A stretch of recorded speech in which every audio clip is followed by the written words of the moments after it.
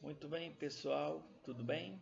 Ahn, Estou lendo os trabalhos de vocês da primeira atividade que foi, né? E o retorno está sendo muito produtivo porque a gente está percebendo, né, que vocês estão entendendo a ideia, né, desse momento, né, da disciplina e a própria disciplina que vai discutir a questão da escola, né?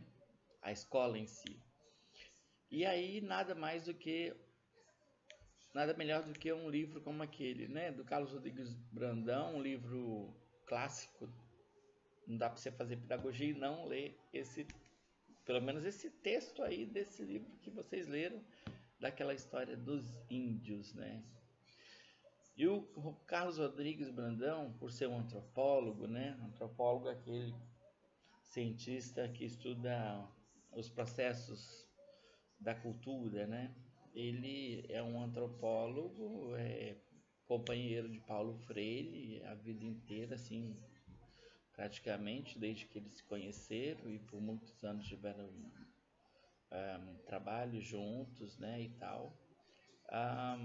O Carlos Rodrigues Brandão vai nos dizer que não existe escola, mas escolas no plural. Vocês perceberam ali, né, naquela história, naquele texto que eu pedi para vocês, orientei que lessem. Não existe escola. E outra coisa, quem faz escola somos nós. Eu acho que vocês pegaram essa ideia, né? Somos nós, sujeitos, que vamos para a escola e vamos entrar lá e olhar para o que está acontecendo. E só que tem uma questão, né? Nós não estamos lá sozinhos, né? Lá tem todo aquele pulsar cultural, como a gente pode perceber, né, nessa atividade, mas tem também o que? As orientações oficiais que vão, né? Estão lá posta na escola. E aí eu quero ampliar esse diálogo com vocês agora, numa segunda atividade, aí só vamos ter aquela primeira e segunda atividade como nota de AV1, e a prova de AV1 vai emanar, vai sair dessas duas atividades, tá? O negócio não é sobrecarregar vocês, mas é trazer qualidade profundidade naquilo que a gente está tentando pensar nessa disciplina, né? De pesquisa e prática pedagógica e nas diferentes turmas. Então, e aí o que acontece? O discurso oficial está lá dentro da escola. Hum, Até pouco tempo eram ordenamentos por parte dos chamados parâmetros curriculares. Para mim, os parâmetros curriculares da primeiro ano até o oitavo ano, era oitavo ano nessa época, década de 90, né? Até a oitava série. É, Foram bons porque não se tinha nada na escola brasileira, né? Assim, para orientar de norte a sul do país. Então, os parâmetros até cuidaram, né, dessa sutileza, né, parâmetros. E aí havia um discurso, se é parâmetro, então por que que tem que seguir, né? Não deixa a gente construir a nossa escola com o nosso jeito de escola, porque existem escolas, não tem escola, a escola dos parâmetros. E isso para a primeira a oitava série. E a escola da educação infantil? Não existe uma educação infantil, existe educação infantil no plural, né? E aí, diretrizes nacionais para a educação infantil, DR Cines. E aí, não tinha nada, pelo menos surgiu alguma coisa para, vamos dizer assim, a escola ter alguns elementos, porque de fato estava muito assim. Pessoa que morava no sul tinha um conteúdo, uma metodologia, uma formação, no Nordeste outro, no Sudeste, no Amazonas, e ninguém sabia o que as pessoas estavam fazendo. Muito embora as secretarias de Estado, né, tinha ali sempre uma indicação mínima de currículo, né?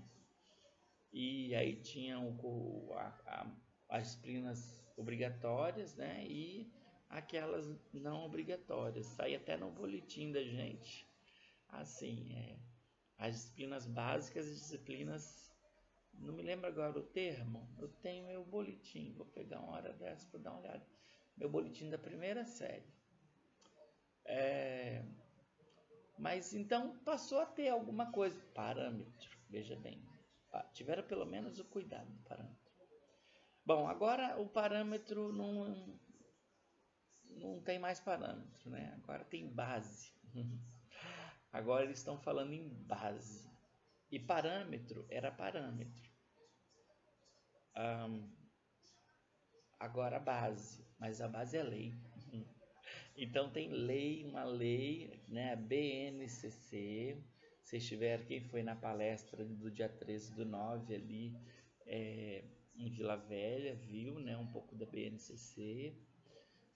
Vocês que vão realizar essa atividade agora certamente receberam um roteirinho e que tem lá 2 vídeos para vocês assistirem antes de fazer a atividade, né? Então vocês viram que a base é lei. Tanto os 2 vídeos quanto lá na palestra, vocês devem ter percebido que a base é lei, lei mesmo, lei, ó, tem que fazer assim.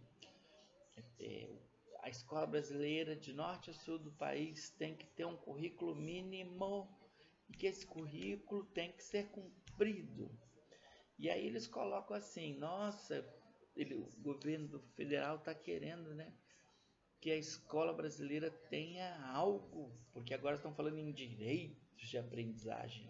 Todo estudante da escola pública tem direito em aprender, direito em aprender pelo menos o currículo mínimo. Então, BNCC, Base Nacional Curricular, comum curricular.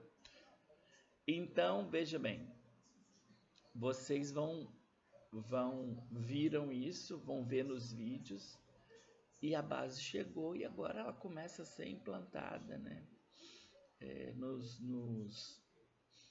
Pelos conselhos estaduais, né? Foram intimados a movimentar essa base e incentivar junto aos municípios a implantá-la também nas suas escolas, ou seja, a base ela chegou nos estados, nos municípios e já está chegando nas escolas por meio de formação. Abre um parênteses, eu estou fazendo uma pesquisa sobre a BNCC desde a sua primeira versão e agora que está chegando na escola, eu estou dentro de uma escola, então estou fazendo todo esse percurso. Primeira versão, segunda versão, versão sancionada de 2018, depois ela chegando nos estados, chegando nos municípios, chegando na escola. Aí eu estou fazendo esse percurso, agora é o momento da escola. Bom, então, nós temos escolas, a LDB garante uma autonomia de elaborarmos os nossos projetos de escolas, mas a base, ela, muito embora venha com um discurso de que ela é um núcleo comum e que a escola vai ter aí a liberdade para poder fazer a sua escola, né? A gente tem que ficar atento aí em várias questões, né? Para que saber NCC? Será que é para manter mesmo um currículo unificado para garantir direito de aprendizagem? O que é a base? O que quer? Leiam o texto de Alcântara e de Stieg. O título é O que quer a base? O componente curricular na língua portuguesa. É isso que a gente quer. Nós pegamos a língua portuguesa para a gente pensar um pouco da questão da base. Mas aquilo que está ali serve para a gente fazer as leituras para as outras áreas também, certo? Então, leiam e atentem às questões que eu colocar no roteiro, porque vão ajudar vocês a entender o seguinte, muita coisa, mas uma delas. Por um lado, a gente tem escolas, que Brandão vem falando pra gente. Nós vimos lá como que a escola nasceu, né? E mais Brandão vem falando, apesar de uma escola para uma burguesia, para manter o status quo, para isso, para aquilo, nós temos agora por uma visão a compreensão de que aquilo foi uma construção humana, né, da ciência, das forças econômicas que instituíram a ideia de que só existe uma escola, e isso é forte na nossa cabeça. Pensar que existem escolas e nós temos condições de fazer várias escolas, né? Então, para nossa cabeça até é difícil entender, mas a verdade é essa. Então, vocês foram vendo aquilo ali, origem da escola, modelo da escola. O Brandão vem desconstruindo, falando de escolas, mas a gente tem que sempre pensar assim, o discurso oficial, ele vem em cima da gente, né? De quem está na escola. Então, acho que a gente tem que compreender as questões bem compreendidas. E então eu peço que vocês atentem para o roteiro, façam as atividades e enviem dentro daquele prazo que a gente estipular lá, né? Vocês podem enviar até o dia da AV1, né? Para vocês terem bastante tempo aí também de se dedicar, porque o que a gente quer é que vocês aprendam, né? E compreendam essas artimanhas aí da escola, porque aí no segundo momento da disciplina, que é então depois que passar a V1, a gente abre com uma outra questão aí que vai ser puxada dessas questões que a gente está trazendo agora, que é o seguinte, então como é que a gente vai se posicionar, né, diante disso tudo que a gente está discutindo agora, esse turbilhão de coisa, né, desses chamamentos que a escola anda recebendo, né, do discurso oficial.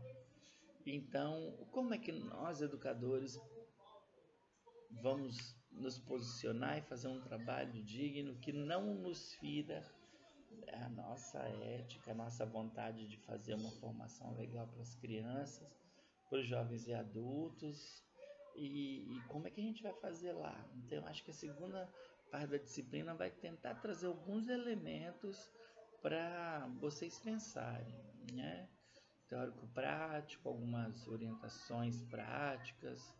Eu acho que a gente precisa ter uma postura aí, e essa postura a gente foi vendo ao longo de um tempo já como professor, como dirigente de redes de ensino, como diretor de escola, pedagogo de escola.